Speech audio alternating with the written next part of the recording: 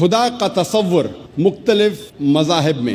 Religion یا مذہب Oxford dictionary کے مطابق اس کے معنی ہیں کہ ایمان رکھنا ایک انسان سے اونچی قدرت میں، ایک انسان سے اونچی طاقت میں، یا ایک اپنے خدا میں یا خداؤں میں جس کا کہنا لوگ مانتے ہیں اور جس کی عبادت کرتے ہیں. تو مذہب آکسفورڈ ڈکشنری کے مطابق ہے خدا میں ماننا. اس تقریر کے شروع میں نے قرآن مجید کی ایک آیت کی تلاوت کی تھی جو سورہ ال عمران سے ہے، سورہ نمبر 3 آیت نمبر 64 سے. اللہ سبحانہ تعالیٰ فرماتے ہیں کل یا اہل کتاب، کہو اہل کتاب سے، تعالوا الی کلمۃ سواء بین بینکم، آؤ اس بات کی طرف جو آپ اور ہم میں یکساں ہے، اللہ نعبد الا اللہ، کہ ہم اللہ سبحانہ و تعالیٰ کے علاوہ کسی اور کی عبادت نہ کرے، ولا نشرک بہ شیئا، ہم اس کے ساتھ کسی کو شریک نہ کرے، ولا یتخذ بعضنا بعضا اربابا من دون اللہ، ہم آپس میں خدا اللہ کے علاوہ کسی اور کو معبود نہ بنائیں.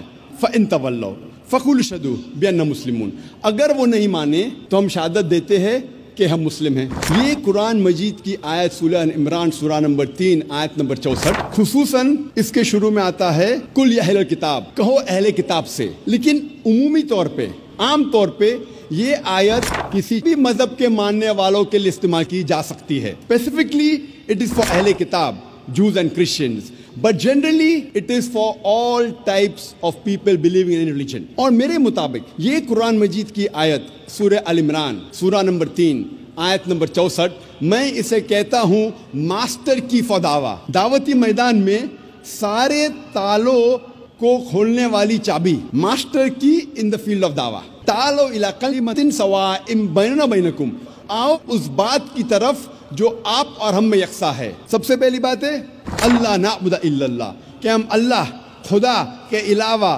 کسی اور کی عبادت نہ کرے، ولا نشرک بہ شیئا، ہم اللہ کے ساتھ کسی اور کو شریک نہ کرے، ولا یتخذ بعضنا بعضا اربابا من دون اللہ، ہم آپس میں اللہ کے علاوہ، خدا کے علاوہ کسی اور کو معبود نہ بنائیں. یہ میرے نزدیک اٹ از دا ماسٹر کی فداوا.